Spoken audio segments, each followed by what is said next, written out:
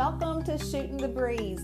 My name is Tonya Kappes, and I am a cozy mystery author who is excited to bring you a fun podcast where we answer reader questions and bring you amazing interviews from your favorite cozy mystery authors.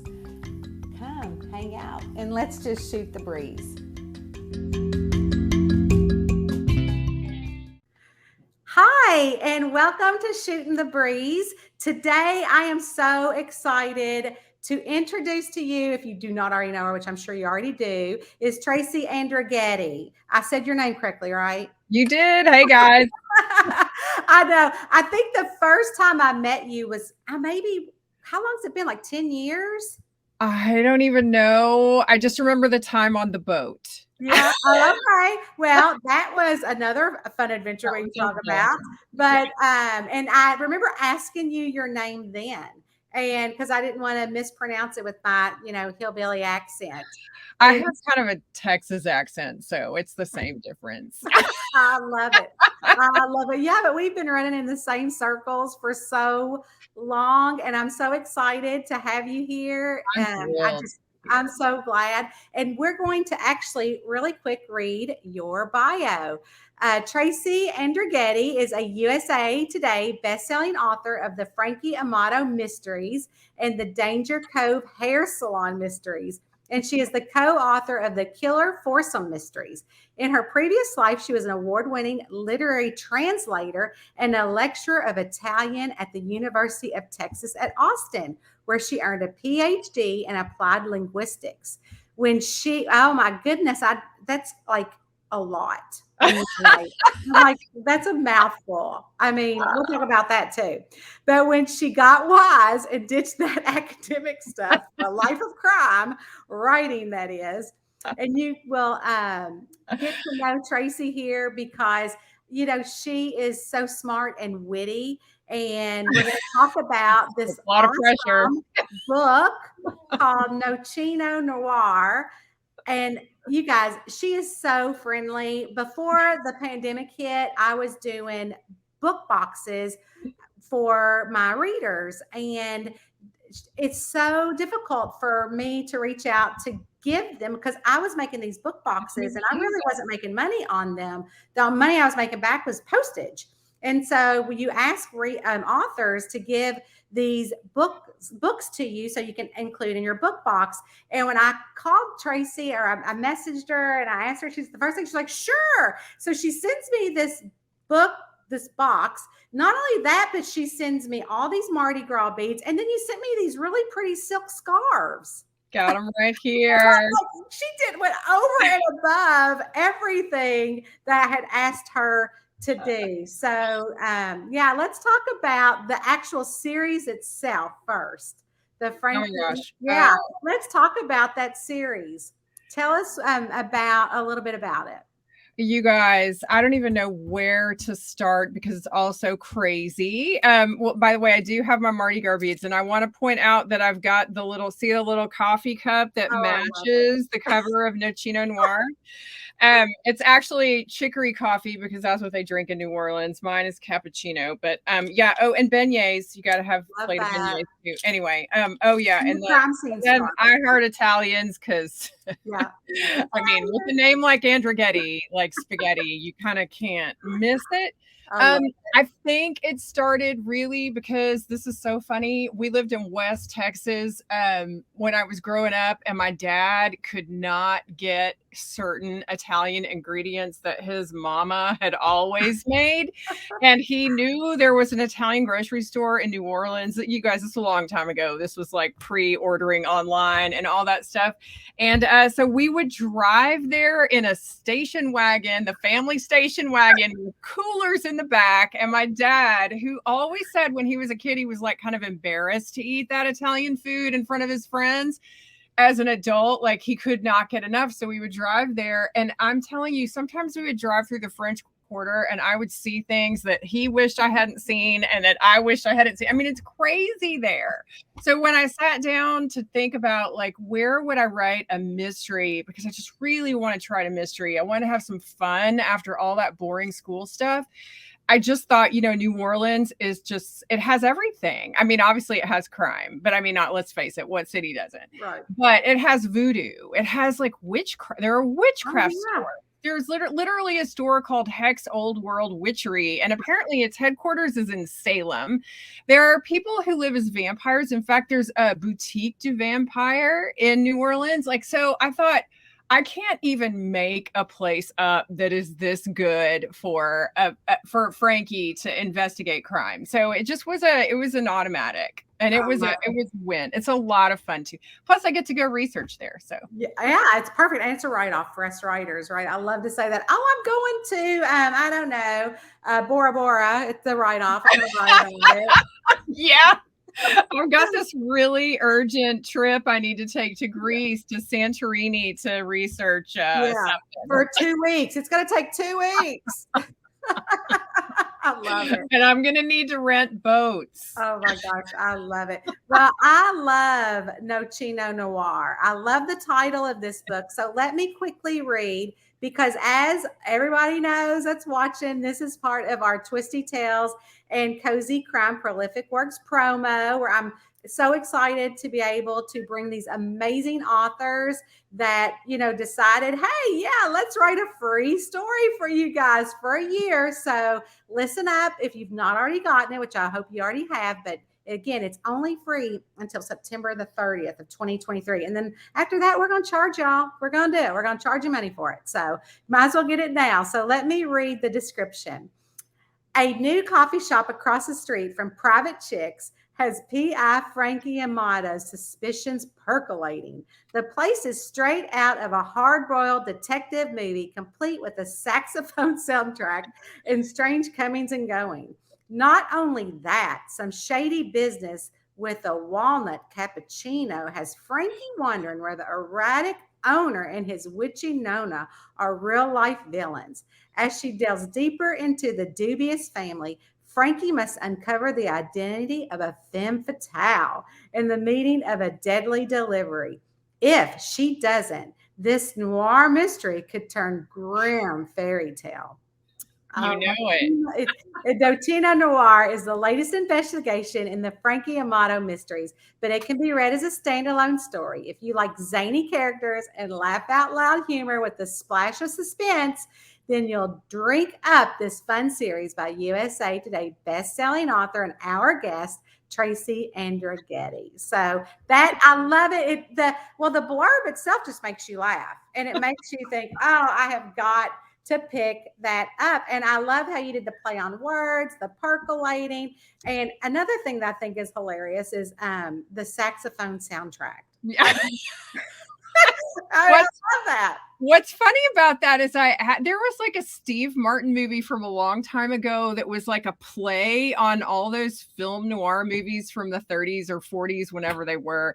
And anyway, there was like a big thing about a saxophone, and I added that as an afterthought, and I became almost obsessed with it. I was like, I need a saxophone. I need to say a saxophone soundtrack. So that was a late addition, and I'm so glad that you picked up on that, because I don't know why, but I was like, it has to be there. It has. It's just so funny. And I remember that movie you're talking about, because he did like some of the black and white scenes.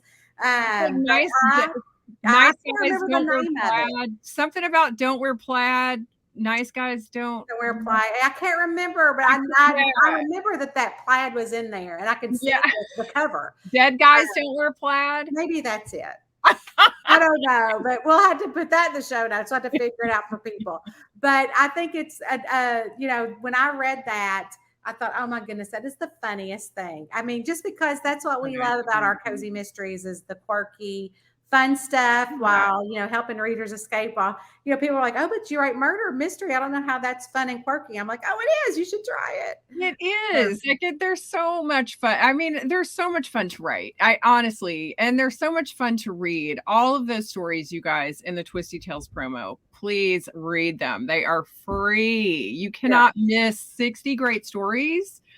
It's amazing. Yeah. And you're not going to get that anywhere, but you might do these other things but these are all best-selling authors, and in some of our series, which, I love how you're also in the where you're talking about yourself and who you are, introducing yourself in the Twisty Tales in the description of No Chino Noir that you put as a standalone, because a lot of people, like, you're writing the 8th book in the series currently, correct? Yeah. And a lot of readers, I'll get, oh, there's 8 books of the series. I don't want, are you done? Because I like to binge read these series, because I don't like to, if it's a series, and I always say, oh, it's a order. Yeah, every mystery, even these mysteries that we have in the Twisty Tales, are all wrapped up. But there might be, the underlining subplot that's kind of weaved through the entire series. But the only thing that really makes it a series is really the main sleuth and maybe the side sleuth. Sometimes we have the same settings. And so I, tell all my readers, oh, you can read them all really as standalones, because there's always a little snippet in the next book of what's going on in the subplot. So you're not lost. Yeah, you're not. That's the thing. I mean, also, if you think about it, any mystery is really just solving that one case. So that I think they all can be read as standalones. I really do. Now, we do love to, if you did want to start at the beginning and see the character growth, you can do that as well. But they're all wrapped up. But I love how you put that in your actual description. On the page where you can grab No Chino Noir of yours. Can you tell us where we can stalk you all over the internet? Probably the best place, besides obviously, I guess Facebook. You know what? Go to Facebook, because I'm always like doing lots of fun stuff on my page there. I have other accounts, but that's really, I think, where I'm the most active. I'm an extrovert, which is apparently kind of weird. I don't know. A lot of writers are like, really? Like, they're not surprised that I'm an extrovert. Let's be real. Yeah.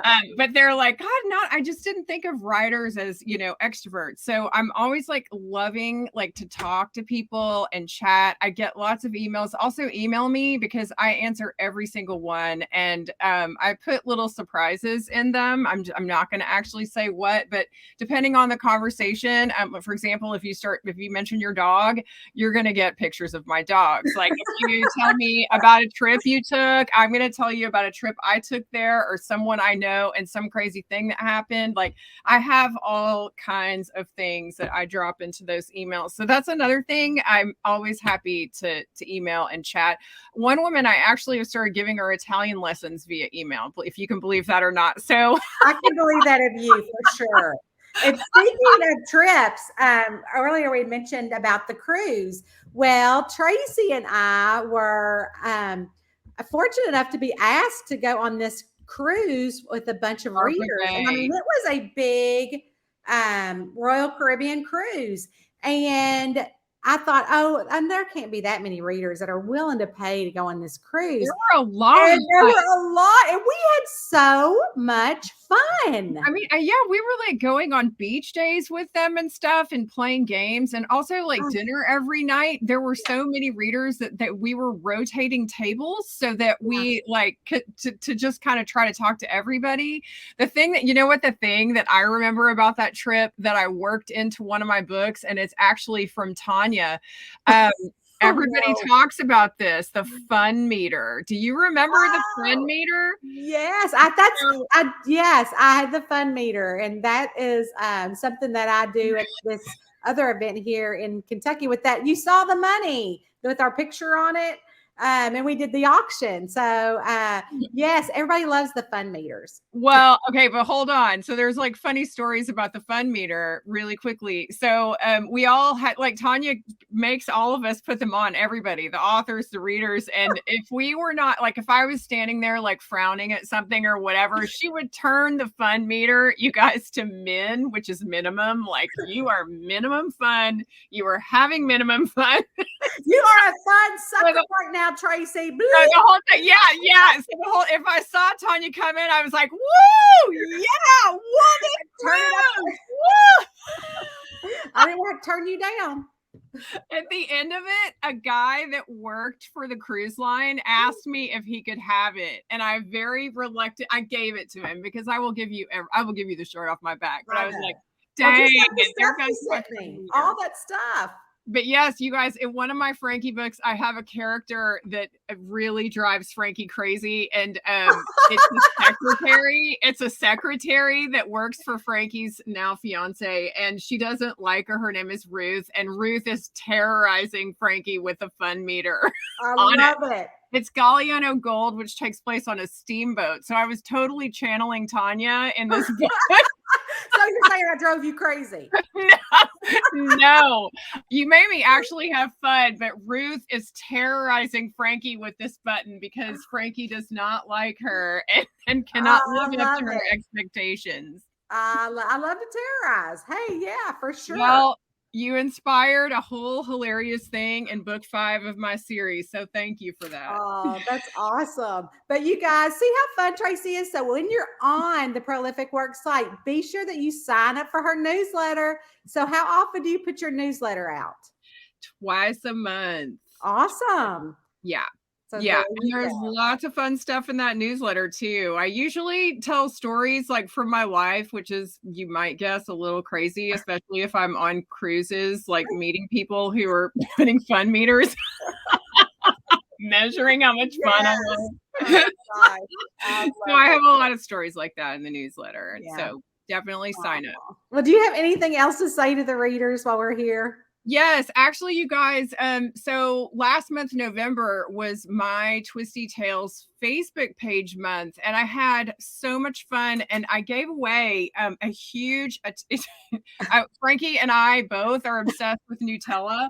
I gave away a giant jar. Here, let me pull your thing down so you can show me. A giant jar. I don't have it. It's a big jar like this, huge, that has 21 jars of Nutella in it. And so you're missing out if you don't go to the page, because you never know what one of us is going to be doing. Of course, I gave away books because, I mean, books are awesome. But yeah. I also thought, like, I gave away wands because on the cover of Nocino Noir and they were from Harry Potter, Universal. I love it. Universal Studios. So yeah, so I was giving away wands. I gave away Harry Potter's wand, Voldemort, and Professor Snape.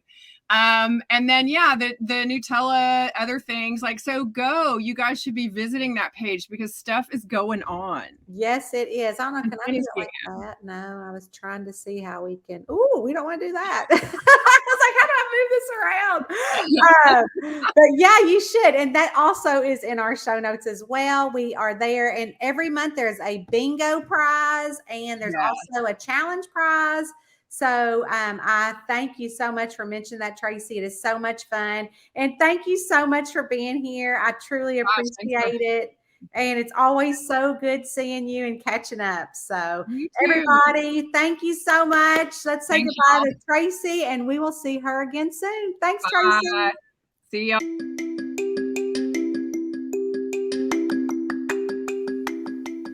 What a fun interview. I would love to thank today's guest for sharing with us their edition in the Twisty Tales and Cozy Crime Prolific Works giveaway, year-long giveaway. So be sure to grab this episode's book for free, and you can do that by going to the show notes and grabbing that link. And also, don't forget to be sure that you follow and stalk this week's Spotlight author. Thank you so much, and we will see you next week on Shooting the Breeze.